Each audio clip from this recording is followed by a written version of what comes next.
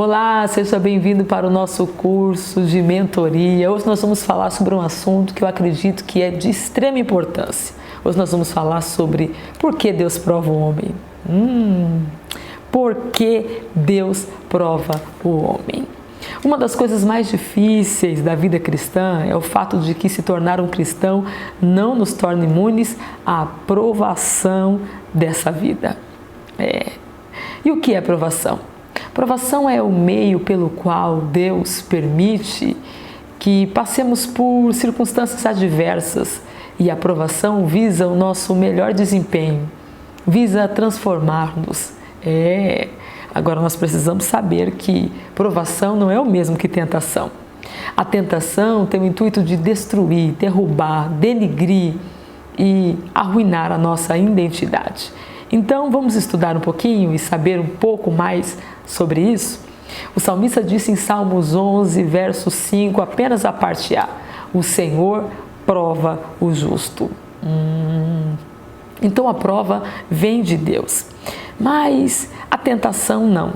Tiago disse isso no capítulo 1, versículo 13: ninguém sendo tentado, diga de Deus sou tentado, porque Deus não pode ser tentado pelo mal e a ninguém tenta. Então, quem nos tenta? O diabo nos tenta. Satanás prepara cenários com as suas estratagemas, com as suas estratégias para nos engoldar, para nos destruir. Ele não pode obrigar ninguém a pecar, mas ele pode preparar o cenário. Claro que a decisão é de cada um de nós, se queremos cair ou não na tentação. Mas a Bíblia diz que, quando somos tentados, o próprio Tiago dizendo que Deus nos dará o escape, Deus nos dará o livramento.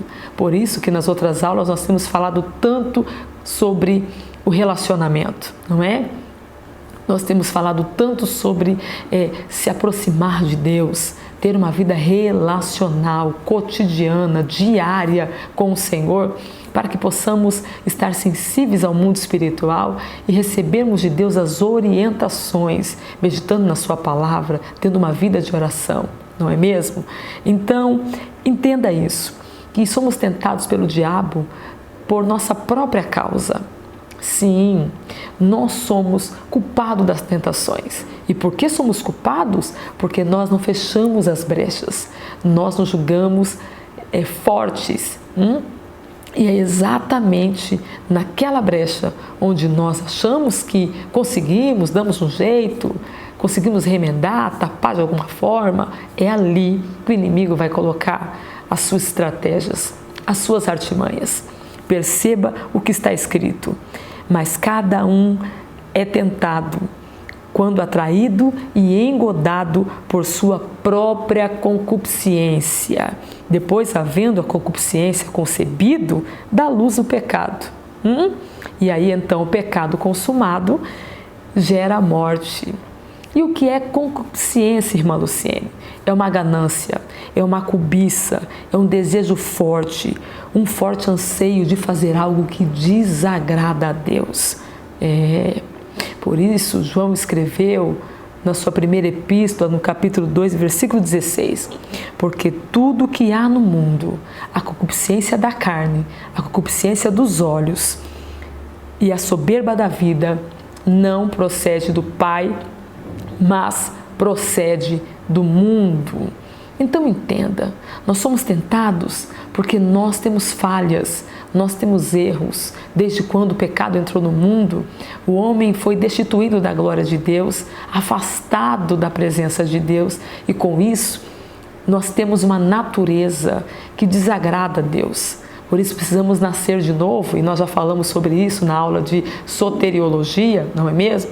Agora vamos entender alguns pontos aqui que eu acredito que sejam culminantes, sejam de extrema valia. Perceba uma coisa: a tentação não vem de Deus, mas a prova, sim, essa vem de Deus. E por que Deus prova o homem? A palavra de Deus nos diz em Salmo 66, verso 10: pois tu, ó Deus, nos submeteste à prova e nos refinaste como a prata. Então, provar tem o sentido de demonstrar a verdade. Provar tem o intuito de experimentar. É o mesmo que testar a capacidade. É interessante nós pensarmos e analisarmos isso, porque Deus prova o homem.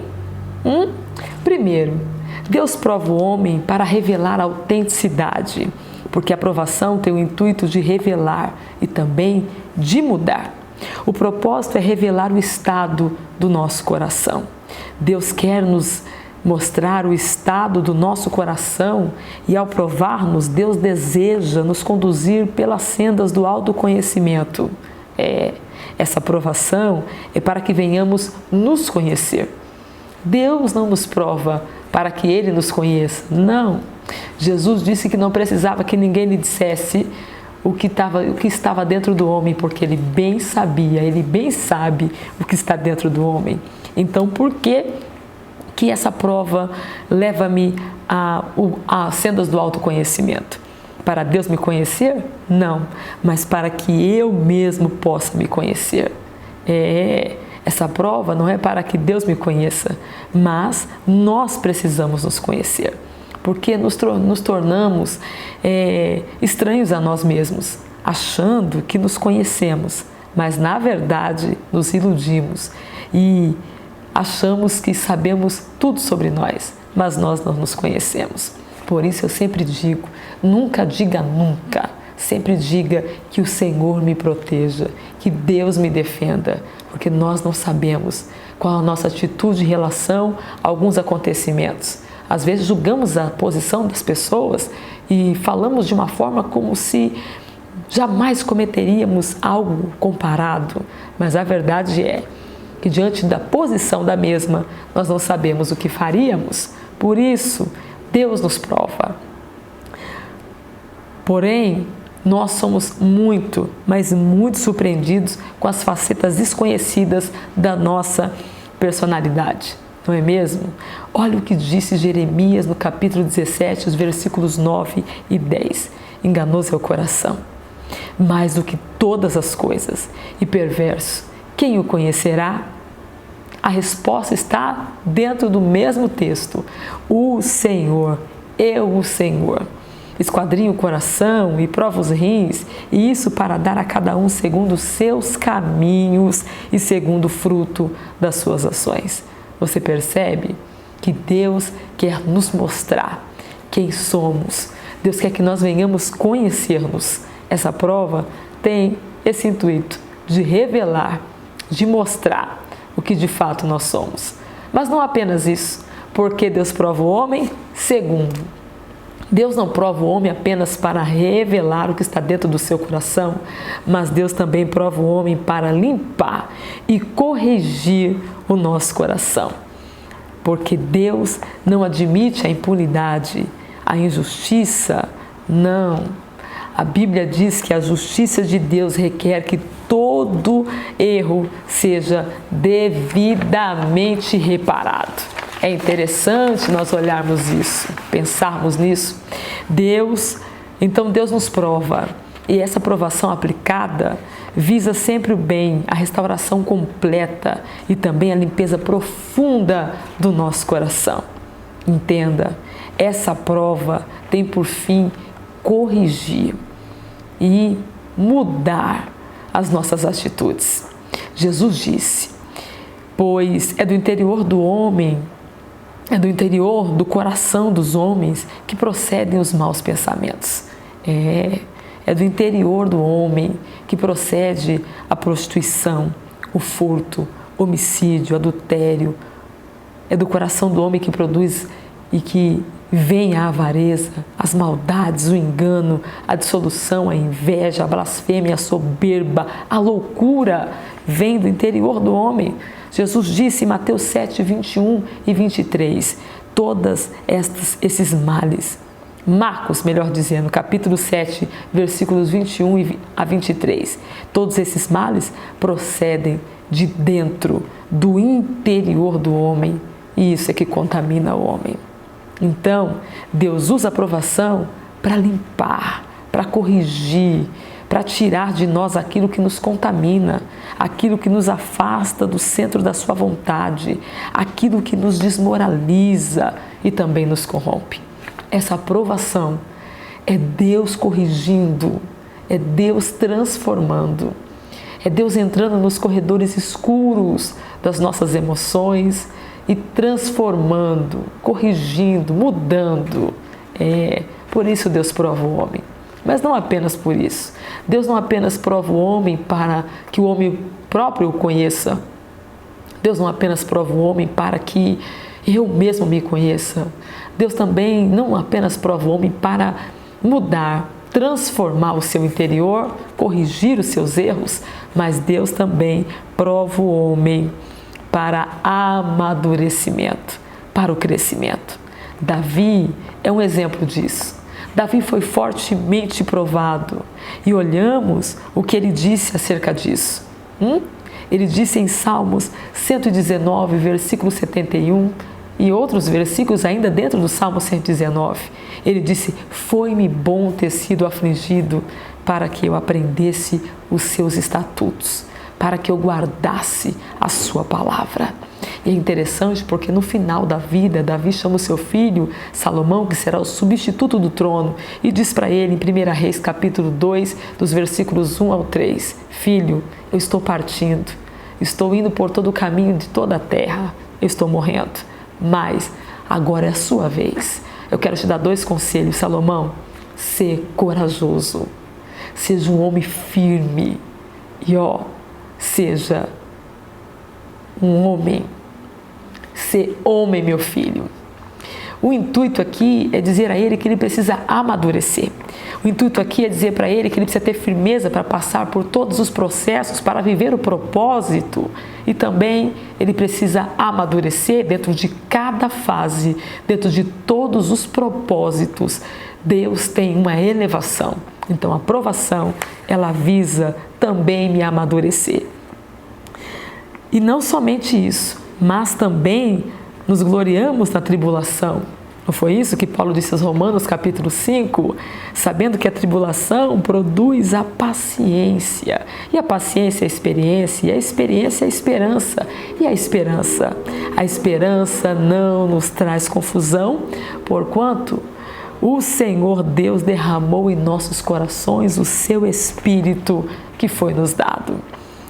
Então, nós entendemos que tudo tem um porquê. Não é para quê, mas para vivermos mais do que o para quê. Vai além dessas indagações. Nós não podemos entender hoje o que Jesus faz, o que os céus permite, essa vontade permissiva de Deus em nossas vidas, mas depois nós vamos entender. O para quê eu estou passando por isso será revelado depois, quando atingirmos esse nível de amadurecimento, porque Provérbios está escrito, o próprio Salomão, agora um homem maduro, escreveu no capítulo 17, versículo 3, o crisol é para a prata e o fogo é para o ouro, mas a prova é do Senhor. É Deus que prova o nosso coração. Uma pessoa com a fé maturada, uma pessoa que passa por fases de provação, ele vê a prova e ele confia no Senhor. Porque, mesmo que ele não entenda, o seu nível de relacionamento com o Todo-Poderoso o faz acreditar que Deus sabe exatamente o que está fazendo. Não é mesmo? Eu olho para Jó e vejo Jó no ápice da sua prova. Depois de tudo que havia acontecido, enterrados os filhos, os amigos que lhe acusam, Jó está tomado de chaga, quase morrendo. Os seus dentes haviam caído, as suas unhas, a sua língua estava terrivelmente ferida pela doença, que agora não está apenas na pele, mas passou para dentro do seu corpo. E é nesse período que Jó disse no capítulo 13, versículo 15, ainda que ele me mate, nele esperarei. Meu Deus, aonde e de onde esse homem tirou tanta convicção que mesmo depois de morto ele pode continuar esperando no Senhor? Não é forte isso? São as provações que fazem isso com a gente. Agora nós precisamos entender que provação tem esse intuito de me elevar e não de me destruir. Eu tenho dito aqui que se eu não estou suportando, se a prova me tirou do foco, né? Se a situação, melhor dizendo, me tirou daquilo que Deus tem para mim, pode ser que não seja prova, pode ser que seja castigo, pode ser que seja colheita, que eu possa estar colhendo aquilo que um dia pode ser castigo, pode ser uma má colheita. E se você está desagradado, infeliz com essa colheita, então, mude a semente, mude a semeadura. Então, nós precisamos analisar essas coisas. Então, uma pessoa com a fé maturada, ela cresce, não é? A aprovação me leva ao crescimento. Olha só o que Paulo disse, que nós deixamos de ser infantis, que nós deixamos de ser pessoas imaturas, espiritualmente falando. E também em comportamento, em ações, não é? Porque uma coisa vai puxando a outra. Perceba o que Paulo disse em 1 Coríntios capítulo 13, versículo 11. Quando eu era menino, eu falava como menino, eu sentia como menino, eu me comportava como menino, discorria como menino. Mas, logo que cheguei a ser homem, eu destruí com as coisas de menino. Porque isso aqui mostra uma pessoa que foi maturada nas provações. Deus prova o homem para o amadurecer, para que deixemos de ser meninos, para que venhamos ter comprometimento, desenvolvimento e também habilidades. Essa prova é investimento de Deus na sua vida. Essa prova, essa provação é Deus querendo o seu amadurecimento, o seu crescimento para mais profundidade, confiança e também estrutura. Existem vários outros fatores por que Deus prova o homem, mas nós precisamos entender que a prova é um ato de amor do nosso Deus para conosco. Deus quer preparar o nosso melhor potencial para maior habilidades e crescimento. Por isso, confie plenamente. Deus sabe exatamente como nos moldar e nos preparar para tudo o que Ele já preparou para nós. Você entende isso? Perceba que não se treina um soldado jogando baralho com ele, jogando bola com ele, assistindo um filme com ele. Como se treina um soldado? Se treina o soldado o colocando dentro de uma mata, numa barraca, no meio do nada e jogando gás lacrimogênito e dizendo para ele, vamos, reage, o que você vai fazer? Vamos, treino, acorda cedo, dorme tarde. E muitos desafios são lançados para que esse soldado seja preparado para o maior combate da sua vida. Nós podemos analisar isso olhando para a vida de tantos homens e mulheres de Deus, personagens bíblicos que são exemplos para nós, que enfrentaram dias difíceis, provações árduas, não é? Mas que cresceram na dor e se tornaram agentes de cura, se tornaram pessoas capazes, pessoas que superaram, deram a volta por cima e viveram uma vida intensa da graça, da bondade, da misericórdia e do amor de Deus. Então Deus não quer te fulminar, não, tira esse pensamento, amadurece. Deus não quer te destruir, não. Deus quer que você aprenda, que você cresça, que você flua. Deus está preparando o seu melhor potencial. Você precisa acreditar nisso. Se posicione como alguém que deseja viver o melhor de Deus. Mas nunca esqueça, é impossível viver o propósito sem passar pelos processos. São processos árduos, difíceis, mas você não está só. O Espírito Santo está derramado no seu coração e o Senhor Jesus está com você. Você vai vencer, porque Ele já venceu e Ele te garante que você também vencerá. Que Deus lhe abençoe, que essa aula possa produzir em você mais fé, mais firmeza, mais desejo e fome pela presença de Deus. É o meu intuito. Que Deus abençoe você. Uma ótima semana na paz do Senhor Jesus e até a nossa próxima aula, hein? A paz do Senhor.